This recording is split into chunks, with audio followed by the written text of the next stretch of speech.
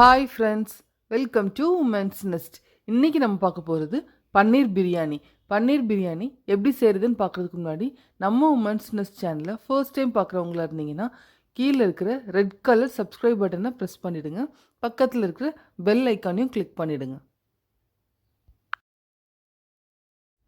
இப்போது பிரியாணி செய்கிறதுக்கு பேனை அடுப்பில் வச்சு நல்லா ஹீட் ஆனதும் 2 ஸ்பூன் நெய் சேர்த்துக்கோங்க.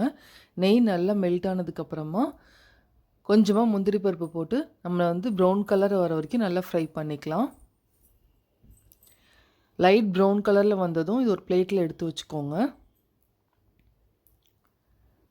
இப்போது நீளமாக கட் பண்ணால் ஒரு வெங்காயத்தை இந்த மாதிரி போட்டு நல்ல ப்ரௌன் கலரில் வர வரைக்கும் நல்லா வதக்கிக்கலாம்.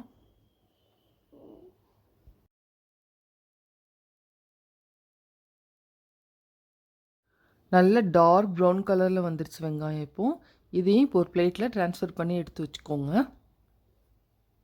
இதே பேனில் கொஞ்சமாக பட்டர் சேர்த்துக்கிறேன். இந்த பட்டர் கொஞ்சம் நல்லா மெல்ட் ஆகட்டும். இப்போது பட்டர் நல்லா மெல்ட் ஆனதுக்கப்புறமா நம்ம மசாலா ஐட்டம்ஸ் சேர்த்துக்கலாம்.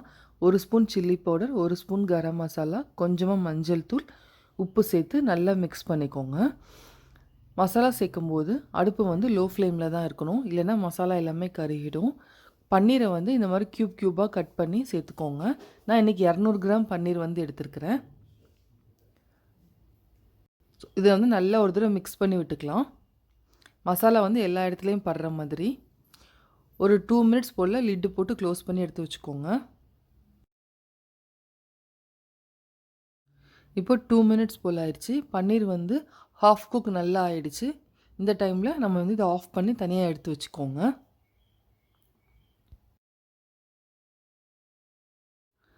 இப்போது ஒரு குக்கரை அடுப்பில் வச்சு நல்லா ஹீட் பண்ணிக்கோங்க. நல்லா ஹீட் ஆனதும் 2லேருந்து 3 ஸ்பூன் நெய் சேர்த்துக்கோங்க. நெய்யே நீங்கள் ஜாஸ்தி சேர்க்குறதா இருந்தாலும் ஓகே. நான் இன்றைக்கி எக்ஸ்ட்ரா கொஞ்சம் பட்டர் சேர்த்துருக்குறேன். 2 ஸ்பூன் நெய்யும் கொஞ்சமாக பட்டரும் சேர்த்துருக்கேன்.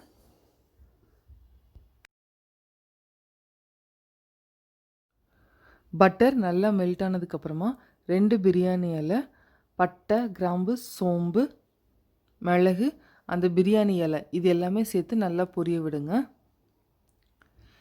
எல்லாம் நல்லா புரிஞ்சதுக்கப்புறமா 2 வெங்காயத்தை நீளமாக கட் பண்ணி சேர்த்துருக்குறேன். வெங்காயம் நல்லா வதங்கட்டும். வெங்காயம் நல்லா வதங்கினதுக்கப்புறமா இஞ்சி பூண்டு பேஸ்ட்டு 1 ஸ்பூன் சேர்த்துருக்குறேன். இதோட பச்சை வாசனை போகிற வரைக்கும் நல்லா வதங்கட்டும்.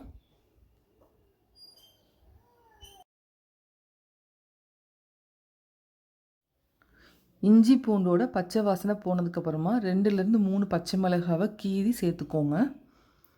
இப்போ நம்ம காய்கறி சேர்த்துக்கலாம். இது ஆப்ஷனல் தான். நான் இன்றைக்கி கேரட்டும் பீன்ஸும் 2 கேரட் ஒரு 10 பீன்ஸ் இந்த மாதிரி கட் பண்ணி சேர்த்துருக்குறேன். தேவையான அளவு உப்பு சேர்த்து நல்லா மிக்ஸ் பண்ணிக்கோங்க. காய் சேர்த்து ஒரு 2 நிமிஷம் போல் தான் இருக்குது. இப்போ நம்ம தக்காளி சேர்த்துக்கலாம். நல்லா ஒரு தடவை மிக்ஸ் பண்ணி விட்டுட்டு குக்கரை மூடிடலாம் நல்லா வேகிற வரைக்கும். ஒரு 2லேருந்து 3 நிமிஷம் மூடி வச்சுருந்தா போதும்.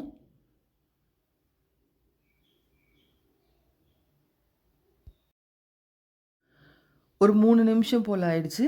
இப்போ குக்கரை ஓப்பன் பண்ணி பார்க்கலாம். தக்காளி எல்லாமே நல்லா வெந்துருச்சு. ஒரு தடவை நல்லா மிக்ஸ் பண்ணி விட்டுக்கோங்க. இப்போது நம்ம மசாலா ஐட்டம்ஸ் ஆட் பண்ணிக்கலாம். 1 ஸ்பூன் சில்லி பவுடர், 1.5 ஸ்பூன் மல்லித்தூள், கொஞ்சமாக மஞ்சள் தூள், உப்பு சேர்த்து நல்லா மிக்ஸ் பண்ணிக்கோங்க. மசாலா ஸ்மெல் போகிற வரைக்கும் நல்லா வதங்கட்டும். அது வரைக்கும் சும்மா ஒரு லிட்டு போட்டு க்ளோஸ் பண்ணிக்கலாம்.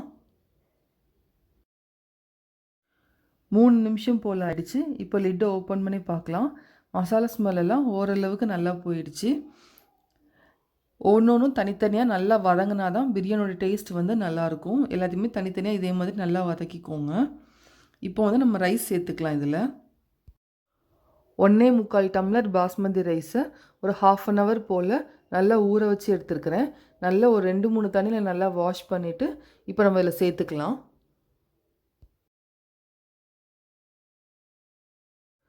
அரிசியை நல்லா மிக்ஸ் பண்ணி விட்டுக்கோங்க. 1 டம்ளர் பாஸ்மதி ரைஸுக்கு 1.5 டம்ளர் தண்ணி சேர்த்தா போதும். நான் இன்றைக்கி 1.25 டம்ளர் அரிசி எடுத்துருக்கிறேன். அதுக்கு 3லேருந்து 3.25 டம்ளர் தண்ணி சேர்த்துக்கிறேன்.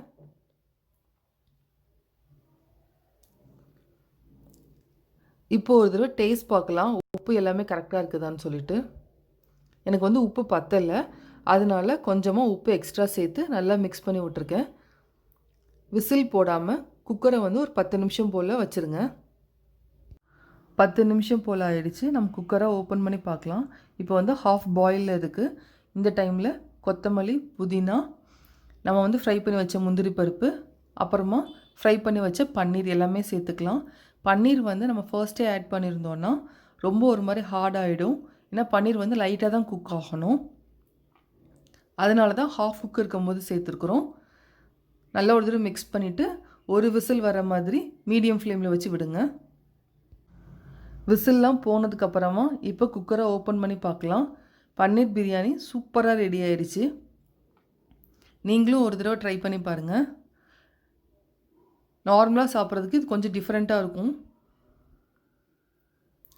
இப்போ நம்ம ஃபர்ஸ்ட்டு டீப் ஃப்ரை பண்ணி வச்சுருந்தோம்ல ஆனியன், அந்த ஆனியனை இப்போ மேலே லைட்டாக தூவி விட்டுட்டு லைட்டாக மிக்ஸ் பண்ணி விட்ருங்க. நம்ம பன்னீர் பிரியாணி இப்போ சூப்பராக ரெடி ஆகிடுச்சு. இந்த பன்னீர் பிரியாணியை நீங்களும் ட்ரை பண்ணி பாருங்கள். வீட்டில் எல்லாருக்குமே ரொம்ப பிடிக்கும். ஒரு நாள் டிஃப்ரெண்ட்டாக சாப்பிட்ற ஃபீலிங்ஸும் இருக்கும். இந்த பிரியாணி உங்களுக்கு பிடிச்சிருந்துச்சுன்னா லைக் பண்ணுங்கள், ஷேர் பண்ணுங்கள். உமன்ஸ் நியூஸ் சேனலை சப்ஸ்கிரைப் பண்ணாதவங்க சப்ஸ்கிரைப் பண்ணிவிடுங்க. பக்கத்தில் இருக்கிற பெல் ஐக்கானையும் கிளிக் பண்ணிவிடுங்க.